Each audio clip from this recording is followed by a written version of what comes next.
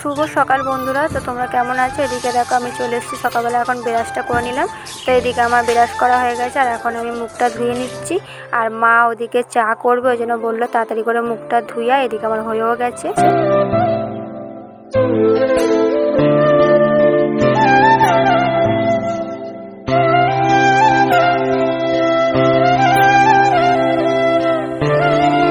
দেখো এখানে চলে এসেছি দোকানে, আর দোকানে এসে দেখছি একটা ছাগল ঢুকেছে। তো দাদুকে সেটাই বলছিলাম যে ছাগল ঢুকে গেছে, আসলে মুড়ি খেয়ে নিচ্ছে। বলছে অনেকবার দিয়েছি, দেখ না যাচ্ছেই না। তো এখানে আমি মুখ ধুয়ে চলে এসেছি দোকানে, কেন দুধ ছিল না, ওই জন্য মা বললো দুধটা নিয়ে আয়, চা করবে বলে বসে আছে।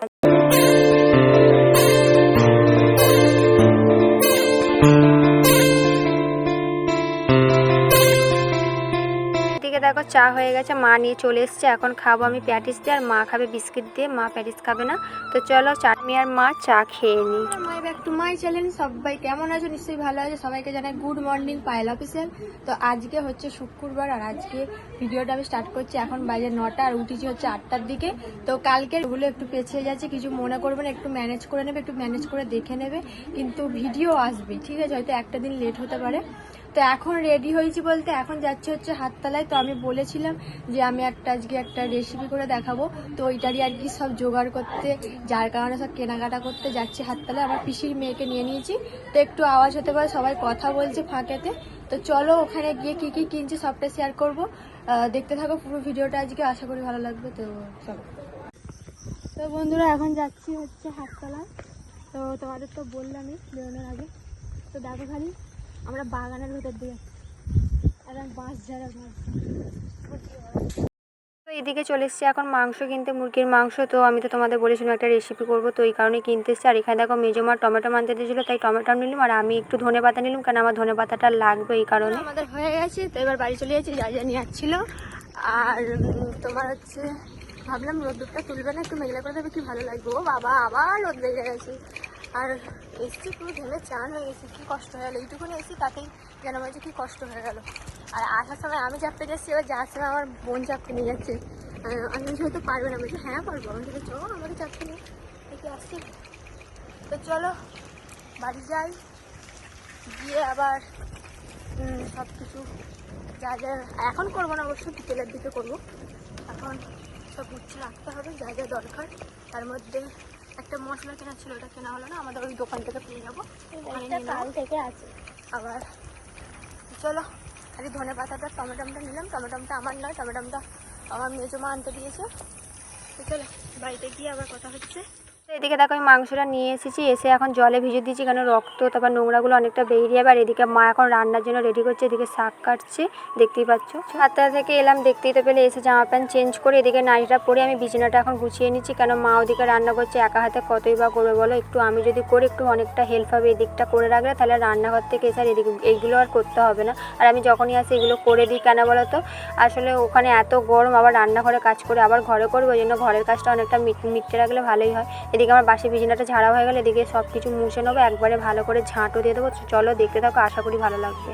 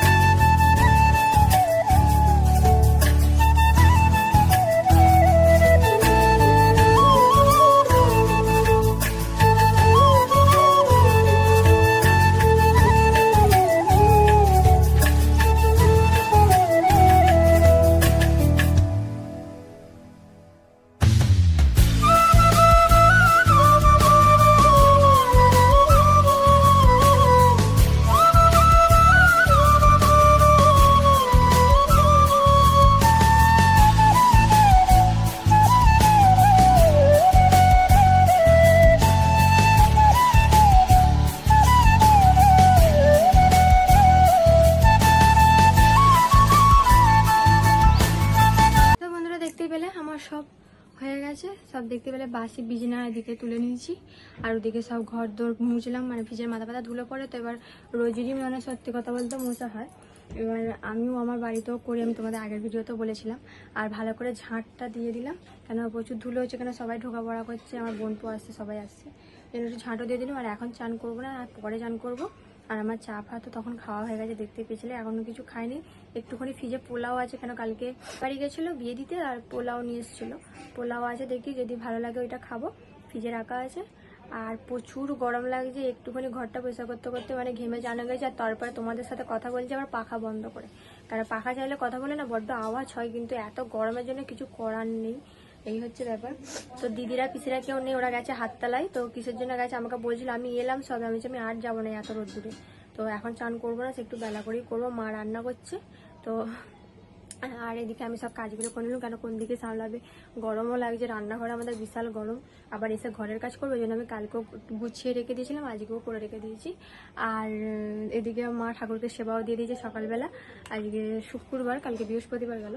তো চলো তোমাদের একবার দেখাই ব্যাক ক্যামেরা করে আমাদের ঠাকুরটাকে। দেখো বন্ধুরা কত সুন্দর লাগছে, এদিকে আমার লক্ষ্মী ঠাকুর, এদিকে দেখো সব সেবা দিয়ে দিয়েছে গাছের ফুল দিয়ে, কালকেও করেছিল, অনেক ফুল দিয়ে সাজিয়েছিল, তোমাদের দেখেছিলাম।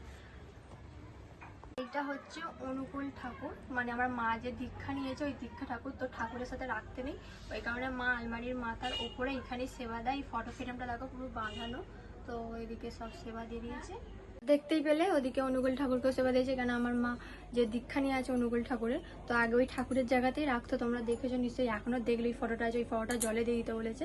আর এইটা নতুন করে আবার দিয়ে গেছে, মানে গুরু মানে যারা দিয়েছিল আর কি, গুরুদেবেরা, মানে ওর যে শিষ্যরা ওরা এসেছিল, ওরা দিয়ে গেছে। তো ওইখানে মা এখন আলাদাভাবে দিতে বলেছে বলে ওইখানে দেয়, কেন আমাদের তো রাখার জায়গা না, যদি বলে ওইটাতে, ওইখানে দিলে সেই বাসি বিজনা দিয়ে উঠতে হবে, তাহলে সেই একই হয়ে যাচ্ছে, ওই কারণে ওখানে রেখেছে। তো এই জন্য তোমাদের দেখালাম। তো চলো আবার তোমাদের সাথে পরে কথা হচ্ছে, কেন পাখা বন্ধ করে কথা বলছি, প্রচুর গরম লাগছে। এখন চলে এলাম ফাঁকে, তো ফাঁকে এসেছি বলতে তোমার হচ্ছে ভিডিও আপলোড করতে, ভিডিওটা আপলোডে বসেছি, ভিডিওটা আপলোড করতে এসেছি, কেন ঘরেতে নেট পাচ্ছে না, যার কারণে ফাঁকে এসে ভিডিওটা আমাকে এখন আপলোড করতে হচ্ছে। তো চলো আপলোড করি। আর এখানটা একটু ঠান্ডা ঠান্ডা আছে, কেন পুকুর পাড় আছে না।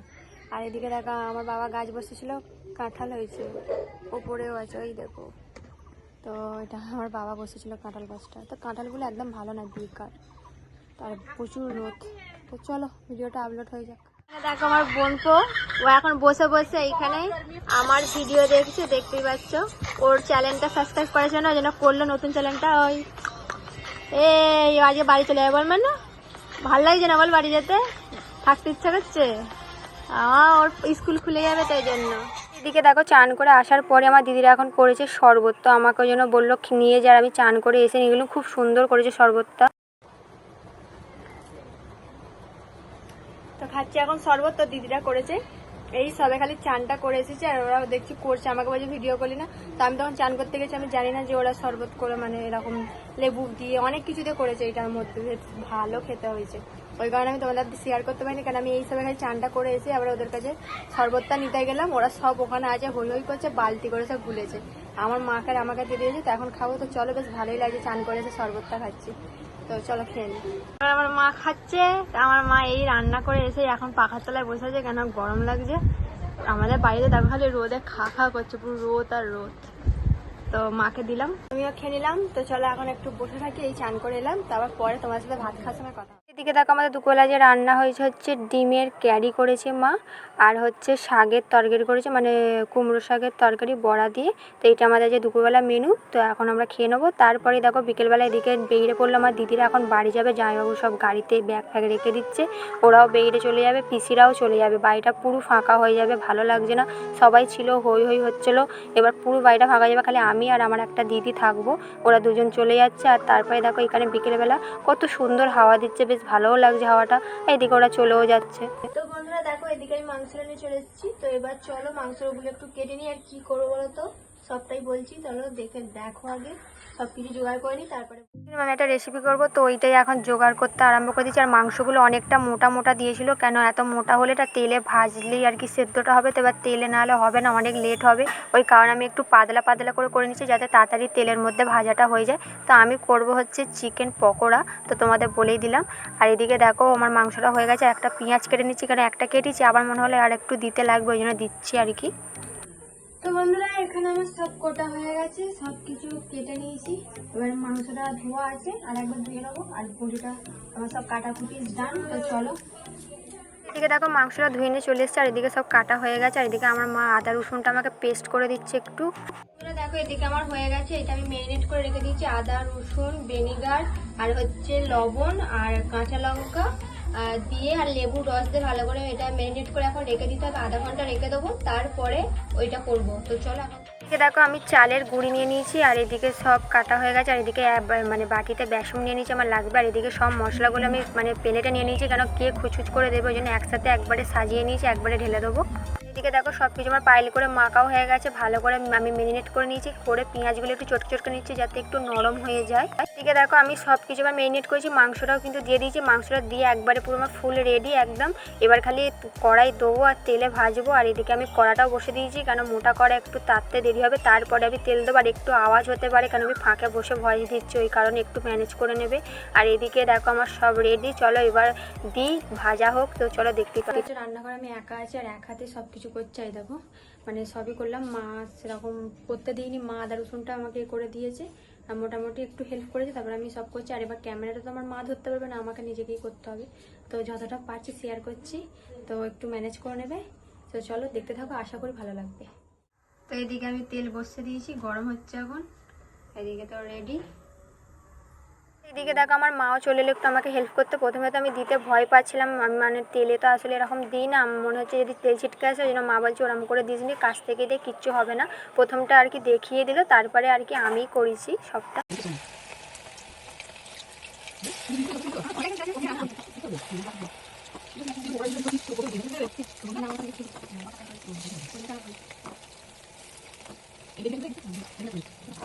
আমি প্রথমে ভাবতে পারিনি যে আমি মানে এটা করছি, প্রথমে ভয় লাগছিলো যে কেমন টেস্ট হবে, কেমন খেতে হবে জানি না।